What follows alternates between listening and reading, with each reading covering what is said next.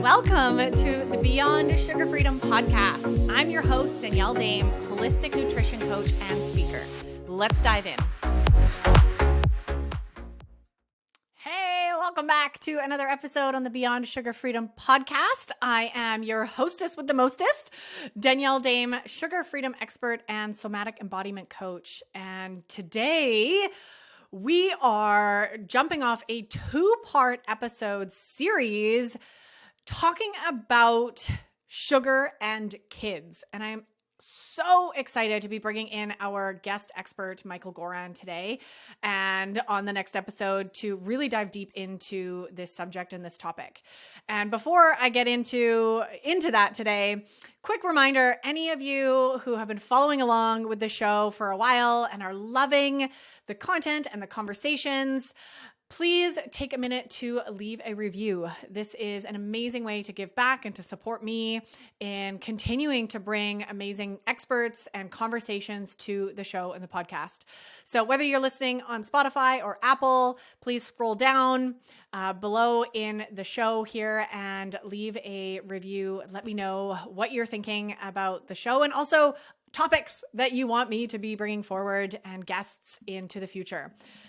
Huge thank you for those who have already done that. And I'm so grateful for our community and all of you, whether you're new to the show or not, just listening along each week and having these conversations with me feels just so fulfilling and so important. So huge shout out to all of you. Thank you for being here. Okay, so today is part one of this two-part series. And in part one today, we're really focusing on this conversation around education and awareness around what's really going on in kids' bodies, in children's body and mind, when it comes to sugar. So building this foundation and this framework, which is actually how Michael's book, Sugarproof, is structured, right? Phase one is really educating and bringing awareness to the problem and what's really going on. And then in the next episode, on part two, we're going to be diving deeper into some of Michael's best actionable steps to support parents or really just anyone who has kids in their lives, whether you're an auntie or a grandma or just a godmother or friend, in really supporting you to take the baby steps to lower the sugar intake of the children in your life. So that's part two. But today, as I said, we're diving into awareness and education. So Michael shares here, things like what sugar does specifically in the bodies of children and what their studies and research are finding around how that is impacting the development of children. We talk about how much sugar is too much for a kid. What are the recommendations? And also, what are the patterns around behavior connected to sugar, right? The behavioral issues, the mental health issues, the learning disabilities, and the prevalence of these sorts of things showing up in our society. We talk about which foods, especially kids' foods, have the most hidden sugar and which ones you really need to have your eyes out for. So giving you some tools there. And my favorite part of this episode was the little tangent that we took into talking about alternative sweeteners. I'm going to have Michael back on the show because I personally want to know more about the research and findings and what they have started already discovering about alternative sweeteners, even things like monk fruit, these natural sweeteners, and what the science is actually proving, which I guarantee is going to shock you. And then we talk about what initiatives or changes are underway or attempting to be made, especially to lower sugar intake in the school system. So there's a lot in this episode, and that's why I wanted to split it into two parts. So today we're setting that foundation. And for those who aren't familiar with Michael, Dr. Michael Goran is a professor of pediatrics and program director for nutrition and obesity at Children's Hospital Los Angeles, Keck School of Medicine, USC.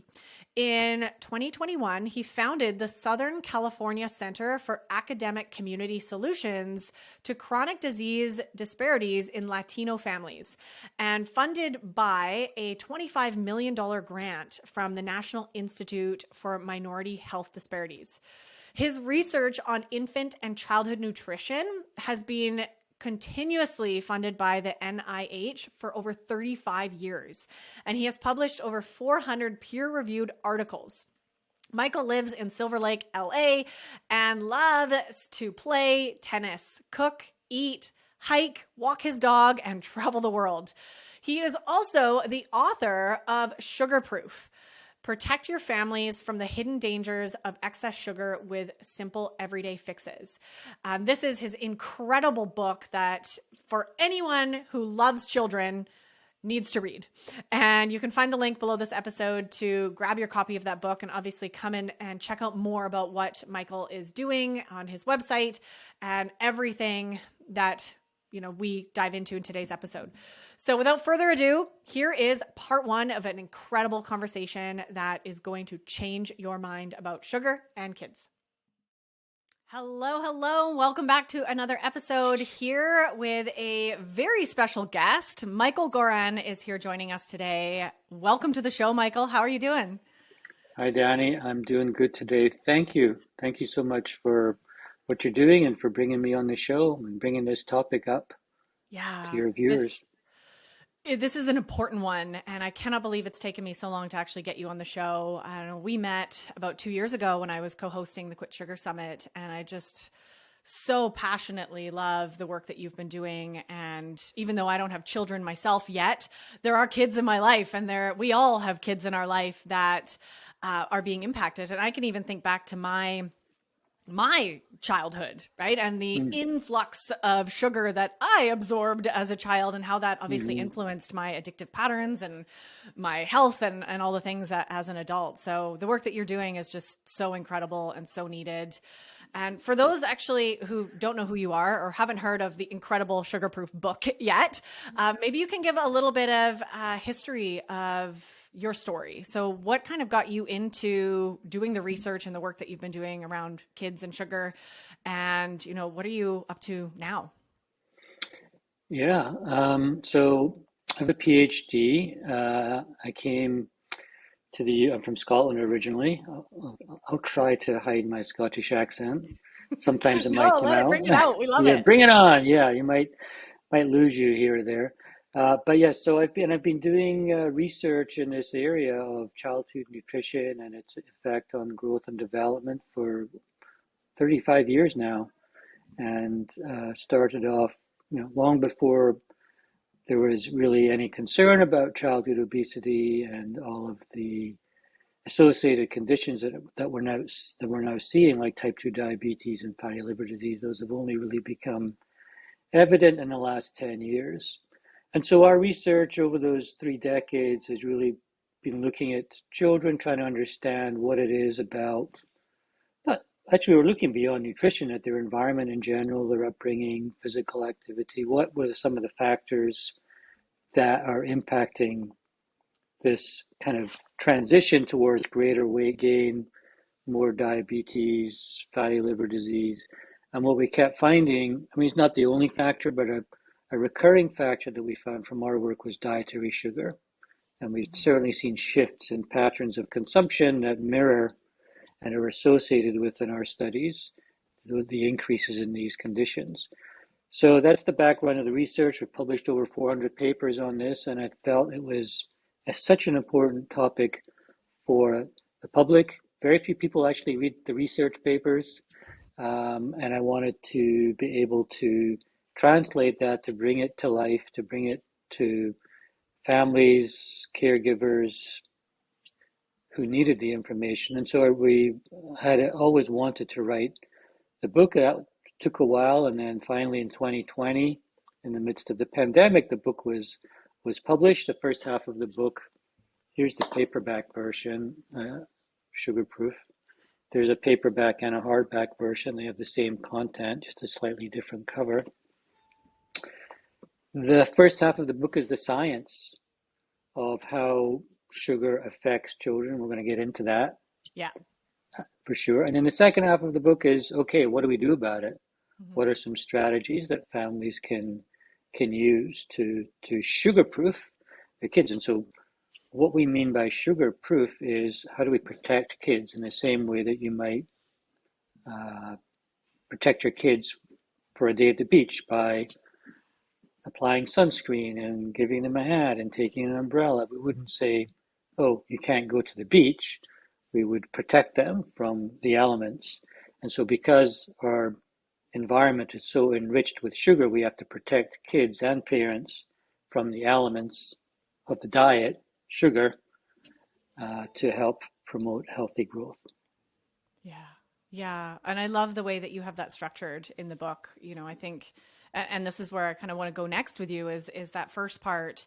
And then obviously let's get into some later in the episode, some tips and tricks and things, because there's so much to talk about here in what's actually going on. Like, so for everybody listening, I know a lot of my listeners are either parents or grandparents or have nieces and nephews in their life, right? We all have kids in our life. And even as I mentioned earlier, our own childhood, right? To reflect back on and go, well, what was my sugar consumption and how did that impact my growth, right? And the things that I'm struggling with now. So what does sugar actually do to an infant or a kid or, a growing body versus an adult? Like, what is I know we understand, and there's so much research obviously about what it's doing to adult bodies and livers and brains and cells, but what's going on? What's the science with the children that you've seen? Well, it's doing the same thing as it's doing in adults, but in some cases, it's doing it in an accelerated way. And in some cases, even because children are still developing, because their organs are still developing, what we're finding is that they're more vulnerable to some of those adverse effects. Let me give you a clear-cut example of that. Tooth decay. So tooth decay is very prevalent among children, and the primary contributing factor to that is excess sugar consumption. And the reason why kids are more vulnerable to tooth decay is because their teeth are still developing and they don't have all the enamel on them yet to protect them from the acid that's produced by the bacteria in the mouth that are feeding off of sugar. So the mechanism for tooth decay is bacteria in the mouth feed off the sugar, the bacteria produce acid, the acid could damage the teeth, and those teeth will be more vulnerable to damage if they aren't yet fully developed with all the enamel. So that's a very clear-cut physical example of how kids are more vulnerable. There's other more subtle things that you can't see because we're talking about how the liver develops or how the brain develops. All because they're in the midst of developing, they can be more vulnerable to the damaging effects. Yeah. What ages would you say are the most vulnerable ages for those effects? Probably the first couple of years of life are the most vulnerable, and that's why the newest recommendations from the dietary guidelines and what we had recommended in Sugarproof was there shouldn't be any added sugars between 0 and 2 years of age. And by added sugars, what we mean by added sugars is sugars added to food during processing. So we're not talking in any way today about limiting the sugars in fruit and whole fruit, that is. We can talk about fruit juice later, that's a different story. We're not talking about the sugars in milk or dairy. These are natural sugars. Those are not added sugars. We're talking about sugars in soda, sugars in juice drinks. 80% of processed foods targeted toward kids having added sugar. That's what we're talking about, and the latest guidelines recommend none of that before 2 years of age. And then nobody's saying no sugars, no added sugars. We're not advocating that. I don't think that's the solution. But smaller amounts are fine. We're talking about excess consumption being problematic. Yeah. Yeah. Yeah. And I mean, that's the case with adults as well, right? It's the excess, like our bodies just can't keep up, right? Our body Right. cannot, let alone all the other toxins that are in the world that we live in, right? That our bodies are trying to deal with. And, I'd like that number to be more than just the first 2 years. Like it feels like the first 10 years are going to be the most, sensitive and careful, but at least that's a start, right? To really start educating parents that those first few years are I mean, huge. you said which is the most vulnerable, so it's that would be the most vulnerable, and then early childhood would be closely behind teenage years also. And Yeah. you know, another forgotten factor that makes kids more vulnerable is just that kids are born with this built-in preference for sweetness. So they by nature prefer things to be sweeter. That's Why just the is way that? we're Can you explain designed. that? Well, the idea is that it's there to favor breastfeeding itself because breast milk is sweet, to favor, you know, from an evolutionary perspective, think about, you know, 100, 200 years ago, without all the modern conveniences, kids would have to decide which foods were safe or not safe. So it would favor the seeking out of good calories, and it would kind of inhibit or be a warning sign for food that had gone off and didn't taste good, for example. So that's the evolutionary perspective, which is now kind of backfiring in today's food environment, where we're not scavenging for food anymore. We're not hunting for food anymore. We're going to the grocery store where, like I said, 80% of packaged foods has added sugars in it. So it's a very different environment in which we're living now, but yet we have this evolutionary body with the way it was designed. So that's why kids, if you give them a choice, have a they will prefer the sweeter version of a lemonade versus the less sweet version. Right. Yeah. So, okay, you mentioned earlier something in the very beginning that I feel is really important to pull back out to my audience. That when you started your research and you started, 35 years ago, which by the way was the year I was born. This is incredible that you've been doing this work for this long. And I'm so, so grateful for it. You said you studied a few other areas, right? Other factors like, activity level and environment um, and all of this coming down to really trying to understand what is with this increase in all the diseases, right, that are now plaguing children, right? Diabetes and obesity at such a young age. Mm-hmm. What, what are you seeing in terms of the actual numbers in science of the rates of these things, these diseases in children increasing in the years, the last 35 years as your reference of doing this research? What, just so the audience kind of has an understanding of what is actually going on here, not just with adults. We hear a lot about, the rate of heart disease on the climb and cancer, but what are you seeing in terms of the actual numbers of increase in these diseases in kids? Well, they're all rapidly increasing. Um, we haven't seen a lot of new post-COVID data. We would imagine it would be increasing even more since then. Uh, Fatty liver disease. I mean, most liver disease, the most common form of liver disease used to be induced by alcohol, and now the most common form of liver disease is non-alcoholic fatty liver disease, and the non-alcohol part of it is diet, and in particular sugars contributing to that, which we're now seeing in children as young as 5 to 6 years of age. And this is a serious disease that, if left untreated, will require liver transplant.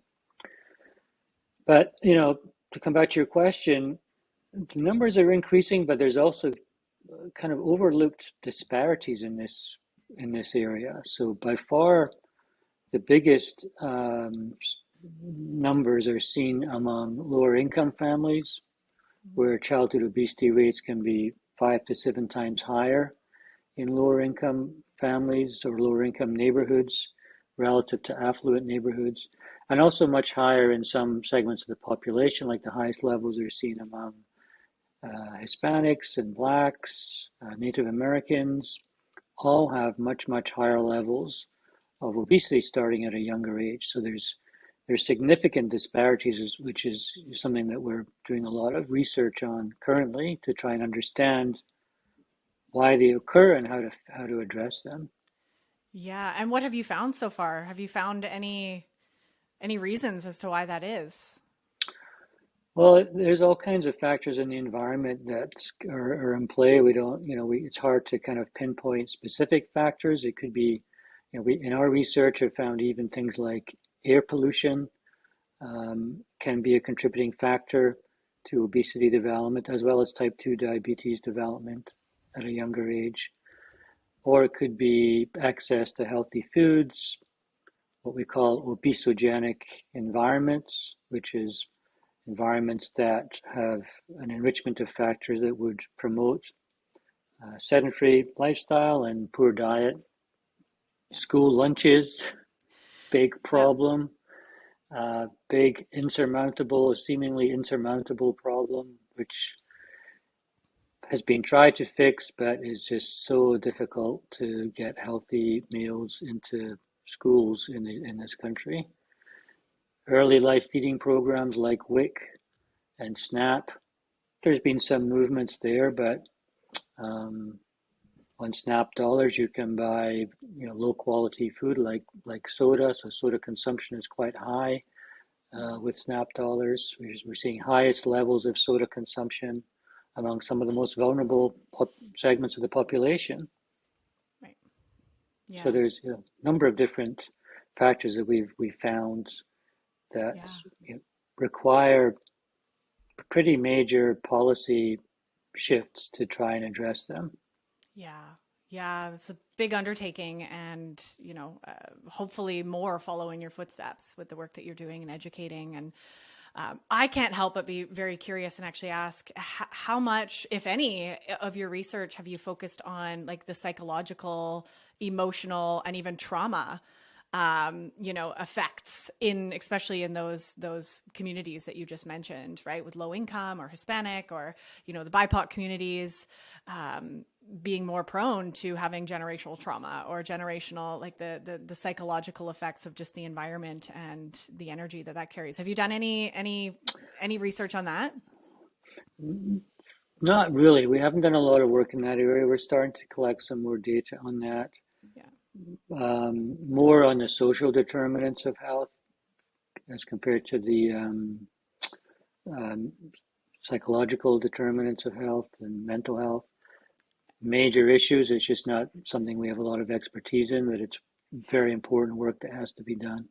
Yeah. Yeah. Yeah. And that's my passion, is understanding those components, that I see obviously working with women and adults, the You know, role that this has, in early childhood development and the traumas that, we've incurred. I And I mean, know that in those there's a communities. theory among the Latino community called El Susto. Like there's a documentary film that was made called El Susto about the problem of sugary beverage consumption and diabetes in Mexico. And El Susto there's a belief among some Latino cultures that diabetes emerges because of trauma, because of some trauma in life. Now, there may be an element of that. I don't know that there's strong scientific support, but that's still an important cultural belief that is important to address. So what we're trying to do in our new work is try and understand what these cultural factors are and how to address them in culturally appropriate ways. Yeah. Yeah. So important. So important.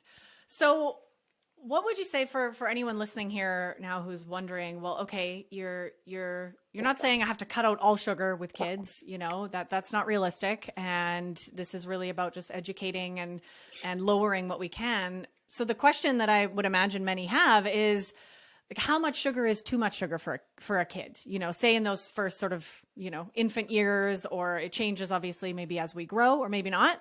But are there guidelines that, you give to parents to help follow, so sort of like a goalpost for them to try to aim between, what do you recommend there?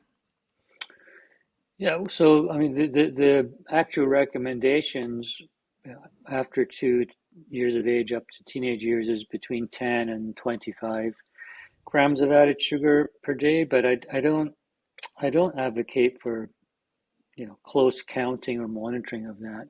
I think what's more important is for parents to be aware of what that recommendation is, and and take that awareness with them to the grocery store and look at labels. And I know it's difficult. I've fallen into the trap myself of being in a all the time. You kind of grab things at the grocery store and you get home and realize what was in there, and it's very difficult because there's lots of tricky. The food industry is very good at tricking us consumers into believing things are healthy when they're not.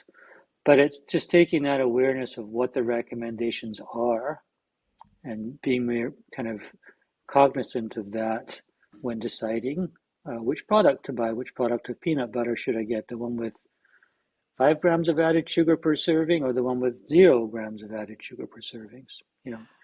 So be aware of added sugars, which are snuck into almost every packaged food in the grocery store, but there's healthier alternatives. Yeah. And so it's more about trying to be aware of those and just cutting out the big culprits like sugary beverages, juices, energy drinks, sports drinks are all very high in sugar. Not to say they can never be consumed, but save them for treats or celebrations or other events. Yeah. Yeah. That was actually the exact question that I wanted to ask you next. So you've mentioned, a lot of the beverages, but what are some of the other kids' foods, or, and I know that this could be a whole rabbit hole that we go down as well around the marketing, and the actual quality of kids' foods being worse than a lot of adult foods, right? But what are some of the big culprits that you see, especially targeted around kids or kids' snacks and food that parents should sort of be on the lookout for? Practically all of them, really. So, I mean, literally 80% of packaged foods that are marketed towards kids have added sugars. Many of them have multiple added sugars that you might not. Uh, Again, it's to try and confuse us consumers because if there's multiple added sugars, those ingredients can be hidden towards the lower end of the ingredient list rather than at the top.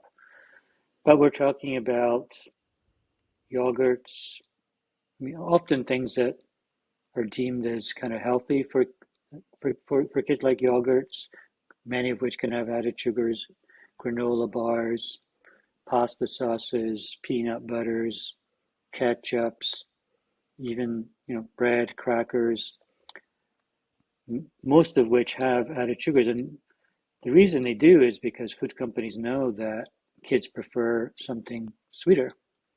And so they are intentionally making those products sweeter so that kids will enjoy them more and ask for them more and become hooked on them. But I think there's many alternatives out there, more and more seemingly more and more each passing day. They can tend to be a bit more expensive, and hopefully that's going to change as these products become more popular. But in many cases, you can easily find alternative brands without the added sugars. Yeah. Yeah. That's such a good reminder. And yes, I so hope that is a shift that happens, because I even noticed that for myself shopping, right? It's like, wow, things that are junk, right, is a quarter of the price of something that is like actually whole real food. And it just seems so backwards. And it's so sad Yeah, that is the uh, world that we live in.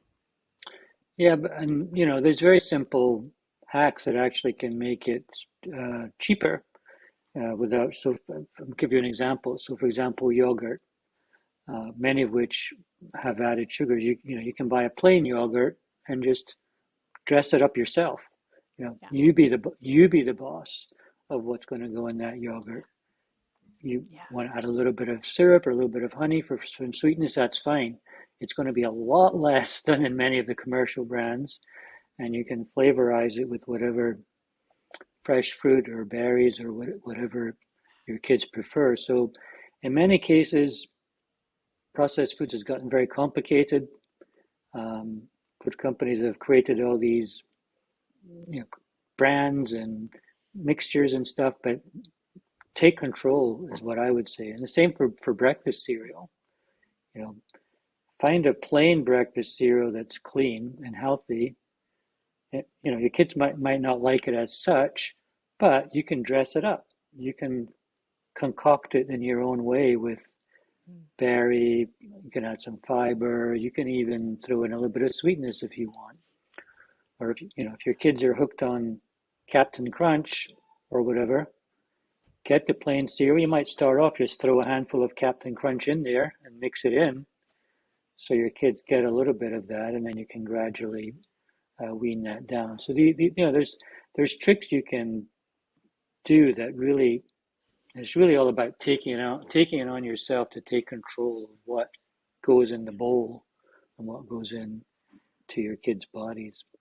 Yeah, I love those tips. And that message is equally as applicable for adults. I think all of you Absolutely. listening to Yeah. this episode, right? Like this is really one of the simplest steps that we can do is pare back to the basic, right? The Yeah. unsweetened yogurt, plain yogurt, and add your own dash of vanilla and cinnamon and raspberries and right? Like, Whatever. Yeah.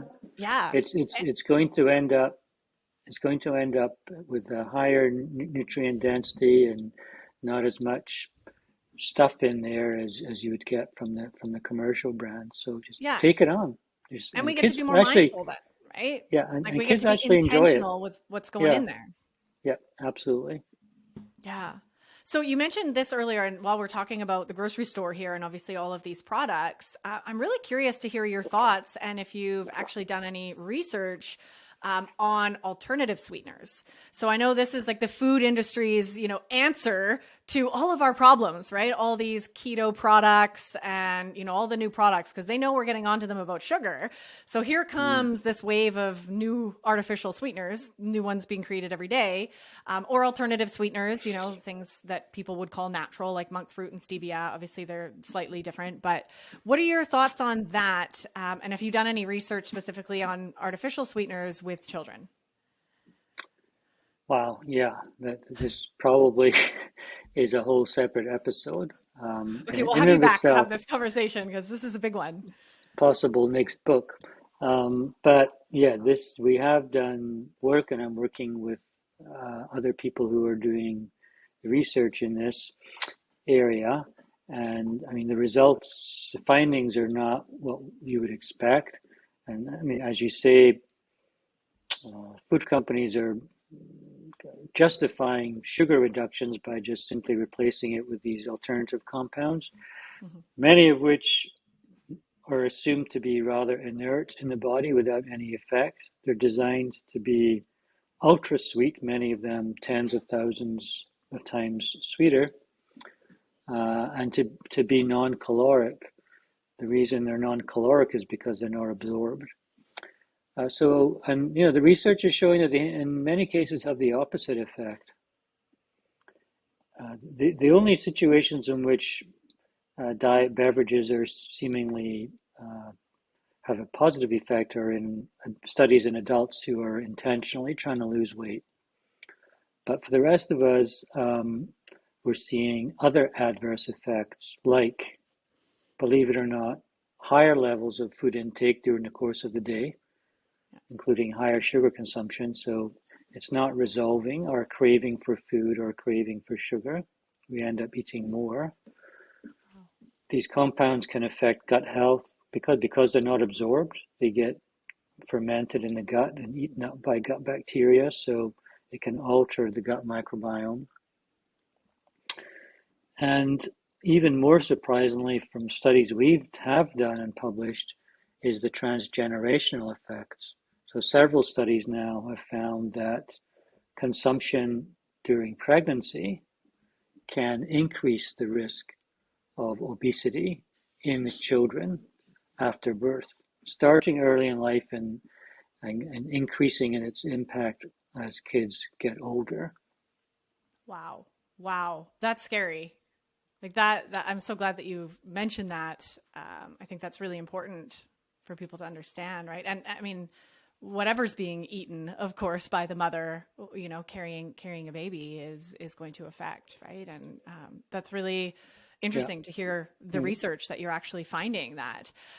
What specific alternative sweeteners are you focusing on or researching, just for everybody to know? Obviously, because they all maybe are slightly different in the body, or are they all kind of the same?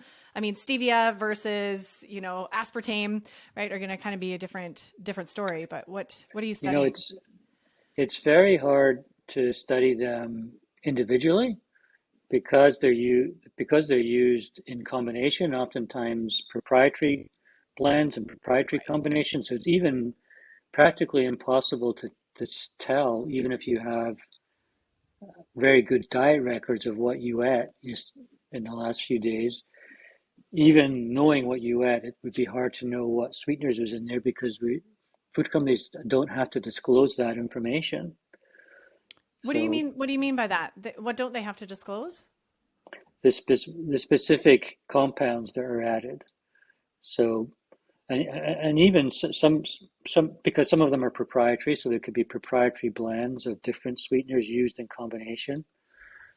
And then the reason they're used in combination is because they all have slightly different taste responses. So some of them taste don't taste as good. Some of them have a long-lasting sweetness. Some of them have a short burst of sweetness. So it's very hard to be able to know exactly which sweeteners and in what quantities. There are some studies that have given volunteers known amounts of sweeteners and then looked at the response in the body. So we do know from those studies specific effects. But to answer your question, they're all quite different. They all are very different chemicals with very different effects in the body. I think most worryingly are the natural sweeteners like stevia and monk fruit that you mentioned, which, by the way, monk fruit is not even approved in the EU currently, but is becoming pretty much, as you said, highly prevalent in food products in the US. And it allows food companies to market those products as natural, no sugar, no artificial sweeteners. Yeah. But Yeah, and that's why I wanted to ask you this question because I mean, I'm not a scientist. I haven't done all the research that you have, and I just intuitively know that, right? Like I know, and I mean, the bits that I've soaked in, obviously, from people like you and other experts, right? That the word that you just mentioned earlier, I think, is the best. Is these are chemicals, right? The they are chemicals that are chemicals. added, right? That's not something that It's occurs in nature. That's not something that a human body knows. Like, what is this? What do I do with it? Right? How do I it process this? they're It's a chemical. they're a chemical. Even though a food product might say monk fruit on there, which from most consumers would be, oh, it's called monk fruit in it. There's no monk fruit. It's a compound extracted from monk fruit. In the Wow. same way that ordinary sugar is extracted from sugar cane, and you extract a compound called sucrose. There's a compound in monk fruit called mongroside A that's extracted and processed, and that's the chemical that is very sweet to taste, and that is what is used as monk fruit. And in fact, ironically, and if you go to the grocery store and you see a bag of monk fruit sugar, if you look at the back of the label, the main ingredient is not even monk fruit sugar, it's erythritol. So Wow. this is just an example of the blending that's occurring. That an erythritol is a sugar alcohol that was just shown to be associated with increased platelet aggregation and risk for heart disease. Wow. Wow. So, Yeah. there's not definitive information on any of these things, and it's very hard to come up with a definitive conclusion Mhm. because to do the study, you'd have to give pregnant women sweeteners all the way through pregnancy and see what happens to their babies 10 years later. Like, it's just, A, it's not ethical now because we have these concerns, and B, it's not a viable study. So you have to take the information that we have and say, okay, it's not definitive, but it doesn't look good, and make a decision. Yeah. Yeah. And if like even studying adults, right? Being like, if this is what's happening to adults, we can imagine it's going to be 20 times worse, in vitro or to a young child. You kind of have to kind of make that We assumption. But we do know from other studies that um, develop the developing fetus, for example, and infants themselves, because their cells are rapidly developing, they are ultra sensitive to chemical exposure, and that chemical exposure, even in microgram level concentrations, can have an impact on cellular development, and that's significant. because we also know that many of these compounds do cross the placental barrier and they cross into breast milk too. So there is room for transmission Yeah. to the baby. Yeah, would it be easy to kind of compare that to, I mean, one of the things we know is you don't drink alcohol while you're pregnant, right? Or you don't smoke It's cigarettes, right? Like this gets into your breast milk, it gets into the baby. Is this safe to That's say, the like to think analogy. about it in the similar terms, right? That's how I view it. That's how I would like to see policy emerge, and that's how I would like to see people think. Yeah. Um, because we, again, we don't have, I don't know what makes it definitive, but there's enough studies that show an effect, and there's other alternatives. So I know that many pregnant women are, at risk of gestational diabetes, for example, who might be recommended to drink sodas to eliminate the sugars, but it actually would be safer just to dilute the the regular sugar and consume that. So I Is think that it could actually a recommendation that pregnant moms get, is to drink soda? drink diet soda. In some cases, yeah, because of gestational diabetes. Wow, So just to get their blood sugars up or to get to reduce their blood sugars. oh yeah. Wow. Okay, yeah, as like a swap. Wow. Yeah. Yeah. Yeah. That's yeah. This is so fascinating. I'm learning so much. I want to definitely, we're having you back on the show another time to maybe dive more into this conversation. We haven't had a lot of it yet on the podcast around these alternative sweeteners, artificial sweeteners, and obviously sugar alcohols as well. And yeah, I really appreciate you sharing those little pieces. Thank you so much for listening to this incredible conversation with our guest, Dr. Michael Goran. I loved everything that we have been talking about, and hopefully you're getting a lot of takeaways already. And this was such a big, important conversation that I've decided to split this into 2 incredible episodes. So stay tuned for part 2 of this incredible conversation where we shift gears into talking about actionable steps that can actually support parents or caregivers or just lovers of children in helping the kids and children in their lives reduce their sugar intake. So we get into a lot more tactical, actionable tools and steps that you can take in part 2, which will be coming to you next week. Thanks for tuning in to this episode, and we'll see you next week. Thank you for tuning in to another episode. If you're loving what we talked about today, please remember to subscribe, leave a review, and share this episode with someone you love. And if you're ready to dive deeper into discovering your root causes and patterns that are keeping you hooked on sugar, be sure to check out our brand new free workshop series that will help you kick emotional eating for good. Find the link to download this free series and other amazing resources in the show notes below.